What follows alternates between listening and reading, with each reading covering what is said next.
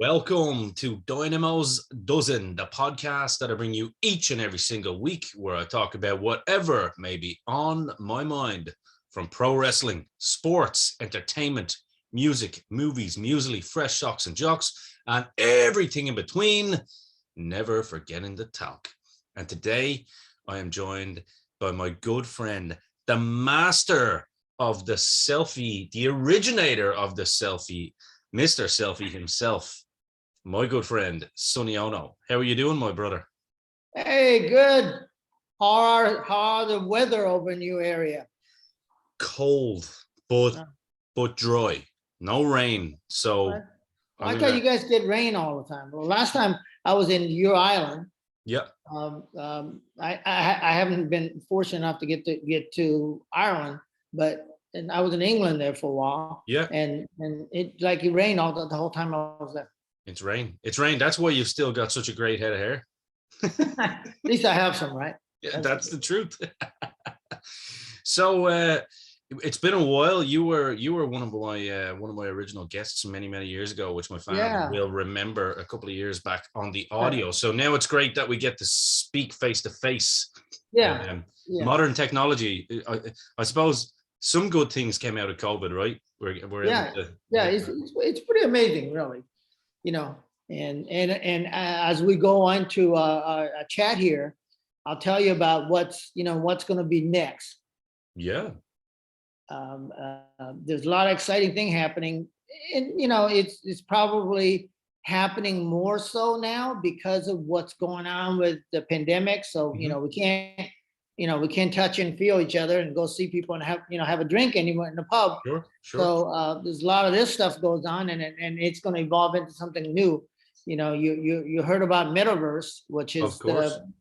I'm working with a couple of different big time guys, and there's a lot of money being NFTs, and people are spending a lot of money on that stuff and buying property and Metaverse and stuff like that. So listen, I'm from the time when we had a pager. Sure. So this stuff is all like, but technology is amazing, And have you been in talks with the likes of with the likes of Vern Gagne and Magnum TA and stuff like that with this whole metaverse Well, stuff? I see those guys at the autograph signing and stuff like that. But I've been avoiding those. I've only been a couple of those big ones, like Russell Cade and stuff like that. And I usually try to bring some of the big Japanese stars over in the United States for signing. A couple of years ago, I was at with Ultimo Dragon, which last time was in New York when we had the WrestleCon. Sure. A lot of guys. I would tell you, a good 45% of my fan was from Europe that I did autograph signing for. Oh wow! And it was really interesting.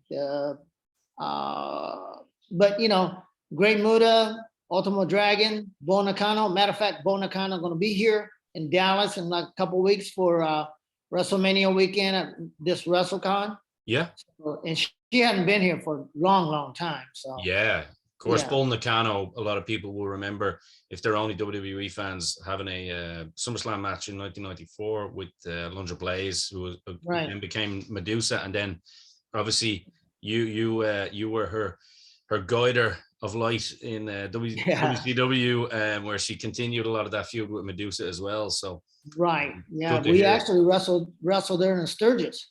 Sure. A motorcycle match. Yeah. Hog Wild. Medusa had this very beautiful pink Harley Davidson. Of course, I rolled in on a little Japanese Honda. I remember it very, very well. It's they get to smash each other's bike. Yeah, I remember that show really, really well. Really well. Sonny, I suppose you're probably sick to death of telling the origin story, and people know it by now. Again, the great thing about, I suppose, these podcasts and shows is that a lot of old school wrestling fans and new school wrestling fans have got the opportunity to kind of learn about old school guys like yourself. So I'll give people a little bit of a breakdown. Obviously, you got your start in pro wrestling through being great friends with the great, who I'm a big fan of, and I always have been a big fan of, believe it or not. Even though I'm a Bret Hart guy, I'm also an Eric Yeah. Bischoff guy. It's so yourself and Eric Bischoff obviously done martial arts, kickboxing, and was it Taekwondo or karate? No, he studied Taekwondo. Oh, I was Okinawan Goju. So, sure, but sure, far as sports karate goes, they really don't really care too much about styles, you know, sure, and sure. or kickboxing. Both of us did kickboxing. Eric did what they call the point karate or continuous fighting karate, which is one grade below kickboxing. Sure. You know, kickboxing, or it's continuous fighting, a lot like boxing as far as that goes. Yep. Point fighting, you can hit hard, but it's you just stop the award points each time, a lot like Exactly. fencing. Yeah.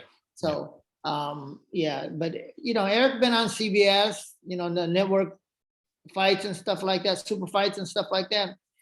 But you know, like I always tell the story that, you know, Eric probably could have been a champion a few times over, but his problem was, you know, he would not stop when somebody said stop. Yeah, it's funny, you know. I've not had the pleasure of doing a show with Eric yet, but hopefully one day we will get the chance. And I know he's very accommodating with stuff like that as well. So Right. I'm sure our paths will cross at one point. But it's funny because when you look at Eric, especially back in the days, the whole Ken doll look, the smile. Oh yeah. You know, he done Little smug guy, yeah. Yeah, he done that real smug, sleazy guy really, really well. Yeah. You know, you're like, do not trust him with anything. He would sell his mother, to, you know, for $1.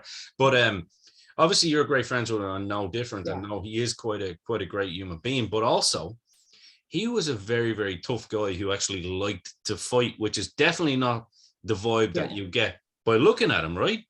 Right, correct. I mean, yeah, you talk about looks as deceiving, you know. Yeah.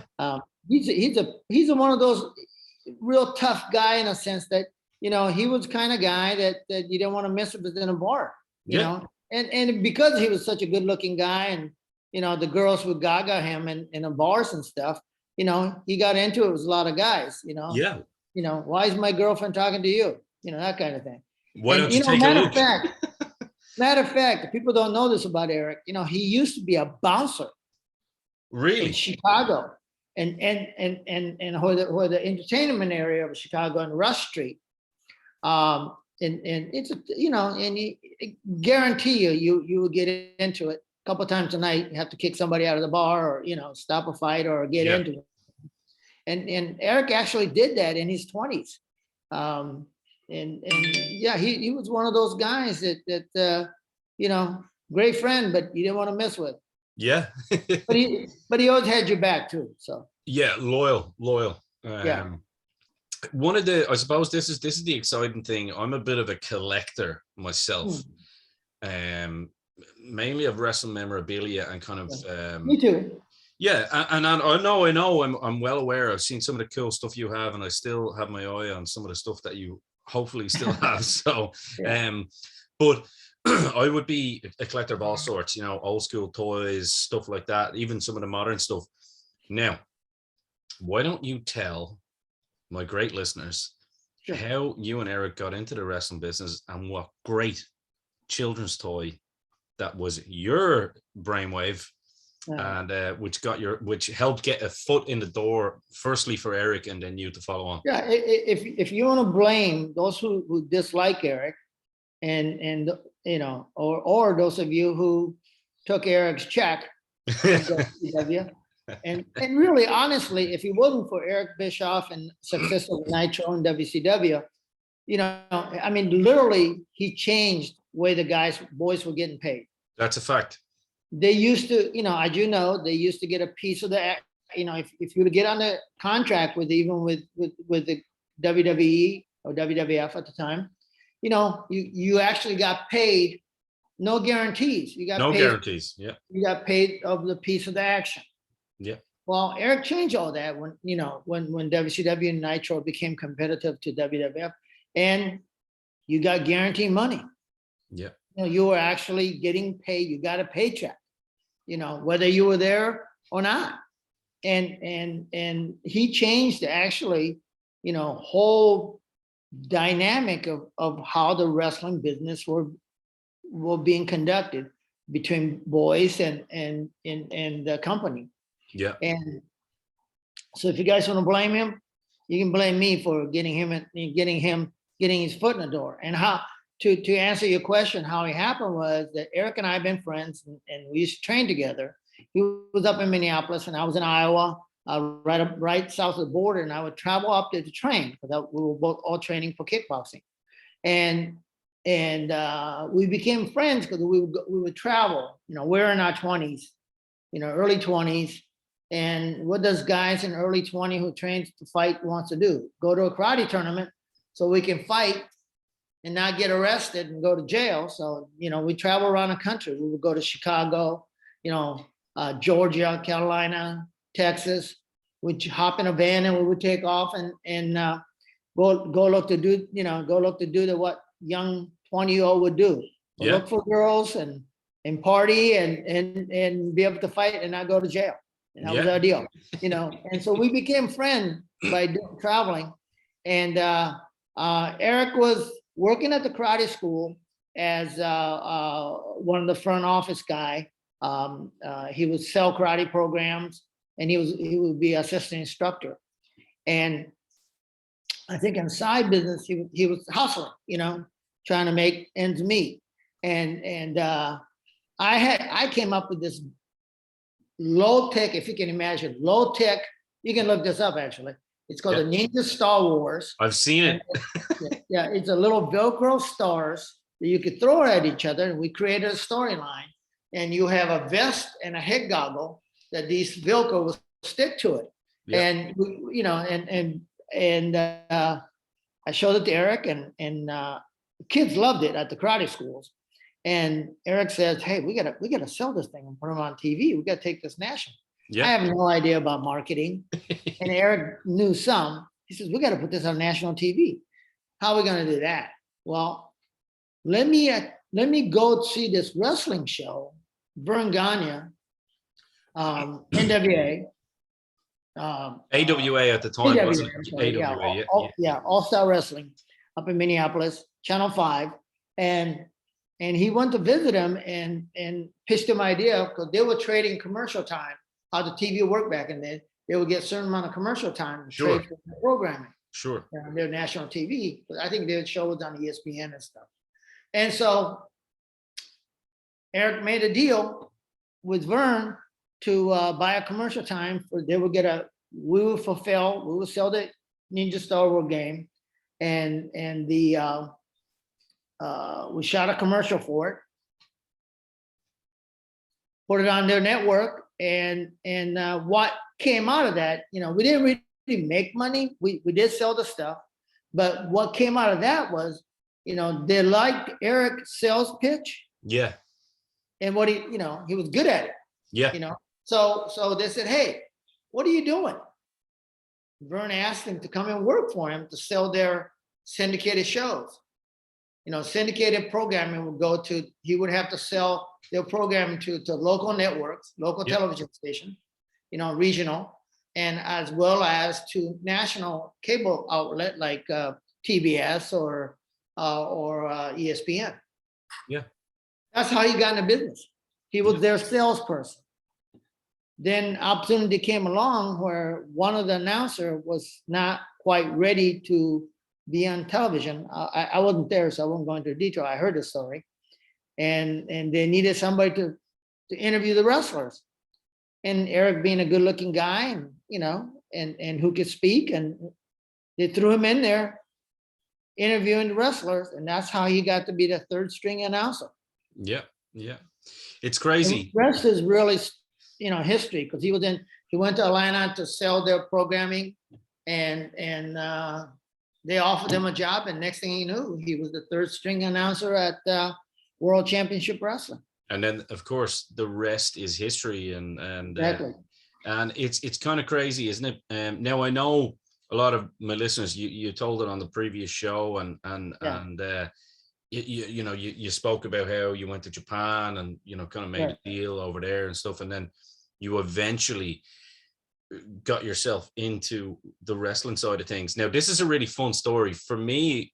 What I would like my listeners to hear, that if they haven't heard it before, how you actually got into the business, how that idea was pitched to you, and where it went from there. Because before I continue, I consider you were always someone that was very, very fun for me. I mean, like in 1998, I mean, I was what, 13, 14. Yeah. So I was lucky enough to be able to kind of get all of the nitros on tape, and then I'd have to purchase the VHSs, and I'd probably wait maybe 3 months for the VHS pay-per-views. I'd be like 3 months behind. I'd already know the results, but I wanted to see it. Right. You are kind of from the genre that's kind of the last line of the old school manager. You know what I mean? Where you weren't just throwing like a good looking girl with a guy to be his manager, or you weren't getting a guy who wasn't getting booked well to just stand outside and be a manager. That was your role. You were from that kind of, a different, like a Bobby Heenan-esque kind of role. You know what I mean? That old school. Well, actually, people who helped me with all that was, Jimmy Hars, Bobby Heenan, Gene Oakland. Those are the guys who helped me, because, I was kind of thrown into that thing. I mean, I have done some, martial art movies and stuff like that. So I've been in front of the camera. But what really happened was, we went to rekindle the relationship with New Japan. And, because prior management of WCW had taken some money from New Japan and not provided the talent. Sure. So we had to go and fix that deal. And actually, I went there. Eric called me up one day and he said, "Hey, you want to go to Japan with me? I got some business. You still translator, right?" Yeah, it was. I was just there as a friend. Yeah. And next thing I know, I'm translating between the meanest looking guy who looked like they wanted to kill us. And I said, "Man, what did you do to these guys?" Right. And then for the first time, I'm hearing Eric explaining how prior manager had taken upward of $500,000 out of New Japan and not provided any talent. So no wonder they wanted to kill us. Of course. And we made it. One of the things, Masa Saito at the time says, "Okay, we're going to give you another chance, but who's going to be our contact person?" Well, that would be Sonny, Eric says. And I'm looking at Eric like, "Hey, when did I start working for you?" I left Japan before. What are you doing to me? So that, and he gave me a job as to basically take their request, because Eric was always take my call, and get an answer and translate it back to them, because I'm fluent in Japanese. So, there was no communication issue. That's how it happened. But what happened after that was they wanted to bring their top star into WCW, and their young boy as well, guy like Nakanishi, guy like Yuji Nagata, and of course Masahiro Chono, of course. Well, Chono and Muda was, they're big stars. He's the guy, yeah. So when they came over, none of them speak English. And even now, that issue persists, right?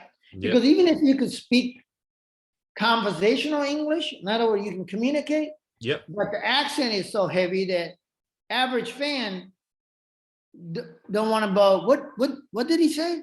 Yeah, I get you. So if you can't speak fluent English, or the fan can understand, then it becomes a problem. Sure. So because I was educated in the United States, so my Japanese accent, unless I drink a lot, it's pretty good under control.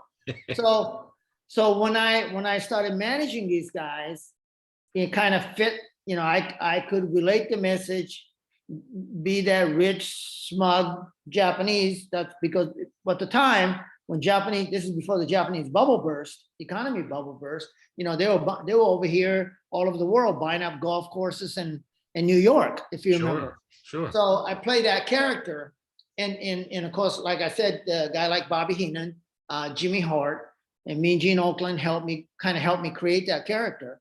And it was very unique, if you don't mind me kind of saying so, because it wasn't like you were kind of like a suave kind of Mr. Fuji, you know what I mean? Because Mr. Fuji had that kind of, you knew he was up to something sneaky, but you were coming out with, at that time with like a, camera. Yeah. And I remember going, this guy, is an asshole. I love it. You know, it's just like, Which I am. It just multiplied when you're in front of the camera. hey, anybody that's been involved in the wrestling business, including myself, can be accused of that. Right. But so, so it's kind of shrewd businessman, Sure. well dressed, a little bit stylish, and Yeah. and that was my character, and it worked out. And of course, as the relationship evolved, one of the best relationships we had with WCW with New Japan, with NWO Japan angles and all that stuff. Eric and I went over there for Masa Saito memorial event after he passed away. Sure. And one of their officers of New Japan told me that they made over $7 million on t-shirt sale in 1998. Wow. NWO t-shirt. Wow. So Yeah. so the debt was repaid. And oh yeah, a lot of time over. Yeah. And it's funny because, I wouldn't consider myself a wrestling historian, but I definitely strive to be one. And I kind of knew that story, hence why I asked the question, because I know my listeners will find it very, very interesting, because you were involved in big things like that, which people don't realize actually helped progress the company for the better. And you also, had a big hand in kind of managing these guys that Eric was trying to bring the cruiserweight division obviously into play, which again was kind of unheard of in. Well, what happened was when we had a meeting with the Antonio Inoki in Las Vegas, and Inoki had an event. I believe there was 94, 95. He had an event in Los Angeles. I think it was in LA Coliseum, actually. And guess who was there? Ultimo Dragon, Dean Malenko, who worked for New Japan, who's under contract with New Japan. Sure. Yeah.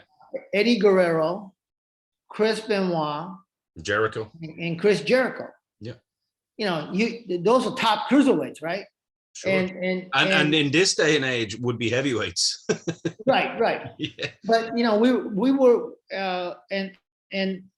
everything is timing, and we created a business proposal with New Japan, so that like guys like Malenko, Guerrero, and Benoit, they were like 10 to 15-week contract with New Japan. So let's just say $150,000 for the 10 grand a week, sure, 15-week program. But what Eric said to say, we can use these guys. Let's put together a deal. So what we did was we took their contract, put them under their contract, relieved New Japan of their contract. Sure. And just we took over our contract, so we can use them. But at the same time, New Japan can, because of our talent exchange program, they can still use our guys, these guys, back to Japan. It's genius. So it was genius, because New Japan jettisoned their payroll. Yeah. Not much more than what they were paying us. Yeah. They can still use them along with our top star, like Flair, Sting. Yeah. So it was a good deal for them. Yeah. It was a good deal for us. And it was best deal for the boys, because boys, they got a bump in the pay. They didn't have to travel overseas. Yeah, I mean, I guess for them it was kind of cool, because they could go over just for, like, say, the Super J Cup or something like that, and do like a 4-week run or something. And, right. And they got a great pay and great pay raise. They got bump on their pay 3-4 times what they were getting paid. Awesome. So they loved it, and it was guaranteed money. It's kind of sad, isn't it, when you look at kind of the death of WCW and how it kind of. Oh, it is. And kind of, it's something for you. You don't have to spend long on this, but like you obviously, your last kind of, I suppose, TV was with WCW. You obviously, rightly so, in my opinion, you kind of sued WCW along with a couple of other people because of certain kind of. If you want to explain that, you can actually better than well, what happened was when Eric was no longer there, I just signed a 2-year extension. Yeah. And end of '99 actually. Yeah. And Russo came in as basically a head booker, a director. Yeah. And he publicly said that he didn't give a shit about the Japanese. He didn't give, I mean, that's what he actually said. And the Mexicans, he actually said he didn't give a shit about the Japanese, didn't give a shit about the Mexicans. And I'm from America, and I just want American on television. Yeah, no Americans want to watch Japanese or Mexican wrestlers, and neither do I, or something like that, wasn't it? Was right. No, I mean, you can look it up. He actually, you know, used the derogatory term against. And listen, you know, AOL Time Warner is a big company. Mm-hmm. And they're person who conduct work under them can't use race or the country of origin as a reason not to use them. No. Now you can do that, but don't advertise it. Don't say it publicly. And not only that, proceeded to fire all the Japanese and Mexicans. Yeah.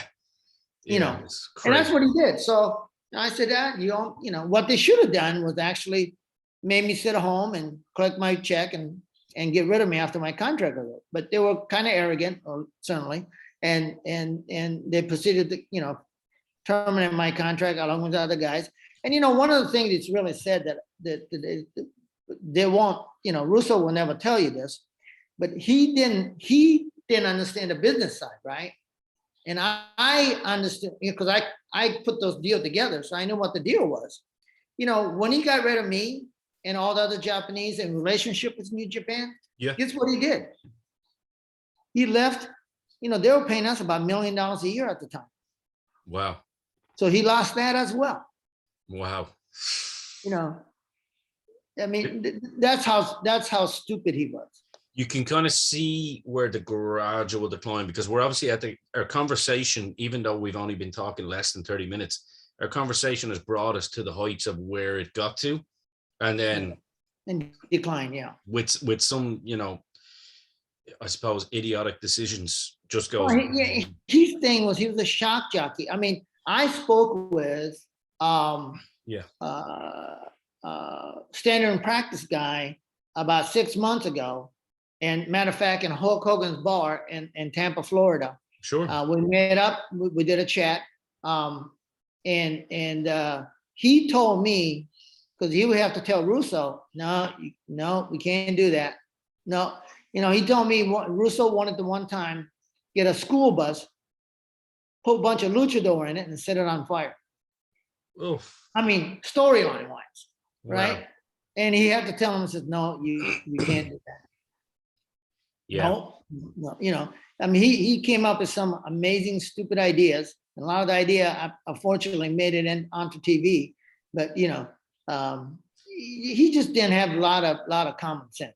Well, he wasn't a pro wrestling guy. Yeah, I mean, you're talking about it. You're talking like it was Jerry Springer TV. You know what I mean? Right.